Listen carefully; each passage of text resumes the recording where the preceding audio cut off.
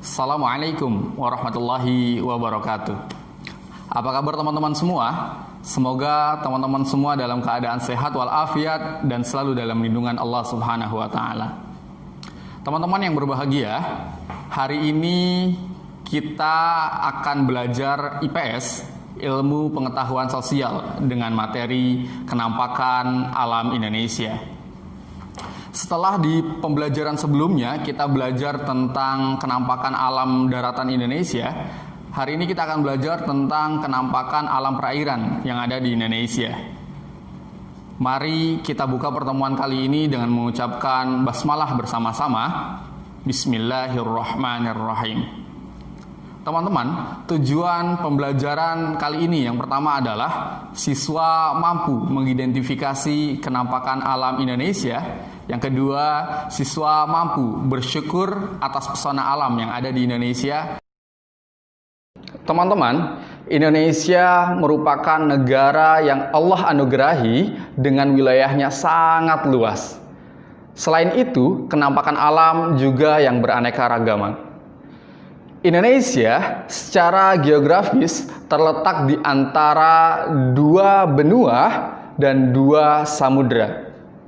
Dua benua, yang pertama ada benua Asia dan yang kedua ada benua Australia.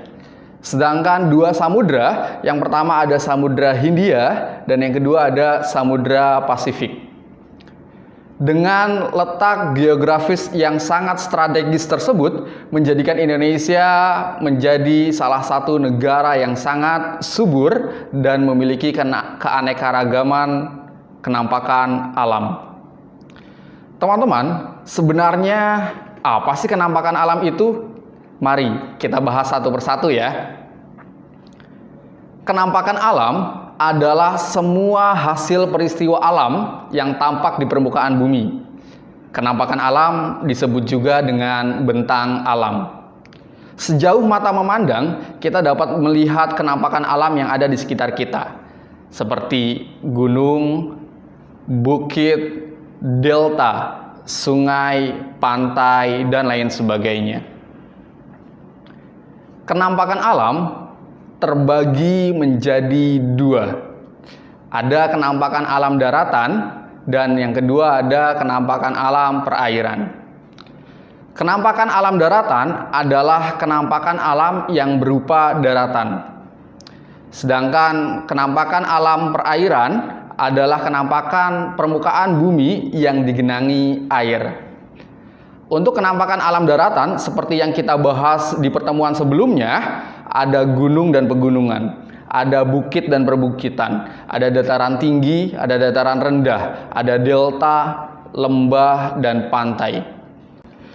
Sedangkan untuk kenampakan alam perairan, ada danau, rawa, sungai, dan laut.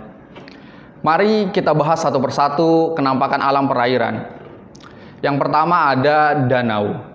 Danau adalah cekungan luas di wilayah daratan yang digenangi air. Danau terbentuk dari proses alamiah seperti gempa bumi atau letusan gunung berapi. Danau yang terbentuk dari proses gempa bumi disebut danau tektonik. Sedangkan danau yang terbentuk dari proses gunung meletus disebut danau vulkanik. Seperti yang Mister contohkan di gambar, itu merupakan Danau Toba yang terletak di Pulau Samosir, Sumatera Utara. Danau Toba merupakan danau vulkanik terbesar di dunia karena proses pembentukannya secara alamiah dari letusan gunung berapi yang sangat besar. Adapun manfaat dari danau untuk kehidupan manusia adalah yang pertama sebagai lahan untuk budidaya ikan, kemudian yang kedua sarana olahraga seperti dayung ataupun kano, juga sebagai tempat rekreasi atau objek wisata, dan yang terakhir sebagai tempat perairan sawah untuk kawasan persawahan yang berada di sekitar danau. Kemudian ada rawa. Rawa adalah daratan yang selalu digenangi air. Kedalaman rawa biasanya tak seperti danau dan sungai. Rawa biasanya berada di daerah yang dekat dengan sungai ataupun pantai. Manfaat rawa yang pertama, sebagai tempat pemancingan ikan. Kemudian yang kedua, tempat tumbuhnya tanaman bakau yang bisa mencegah abrasi di pesisir pantai. Selanjutnya ada sungai. Sungai adalah aliran air yang panjang dan besar yang berada di daratan. Sungai mengalir dari hulu pegunungan hingga ke hilir atau ke muara. Muara adalah tempat masuknya aliran sungai ke laut. Seperti yang Mister contohkan di gambar, itu merupakan salah satu sungai terbesar yang ada di Indonesia, yakni Sungai Kapuas yang terletak di Kalimantan Tengah.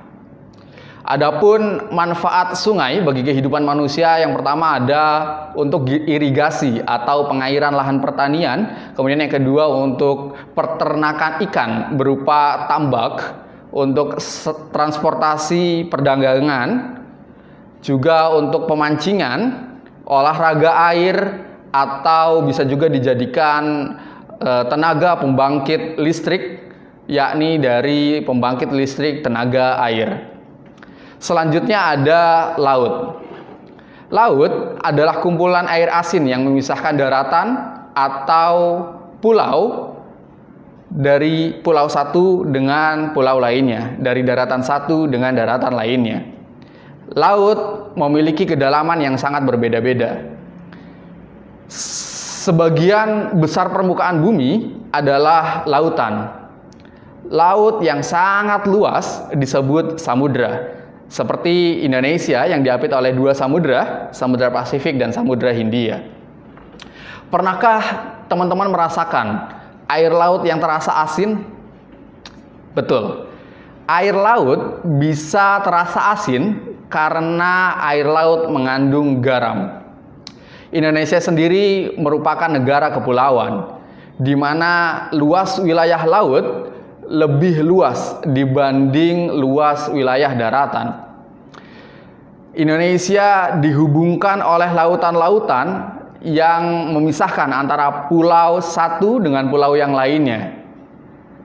Adapun manfaat laut yang pertama adalah untuk tempat nelayan mencari ikan, kemudian untuk sumber energi makanan laut, kemudian untuk sarana olahraga seperti menyelam, snorkeling, atau berselancar.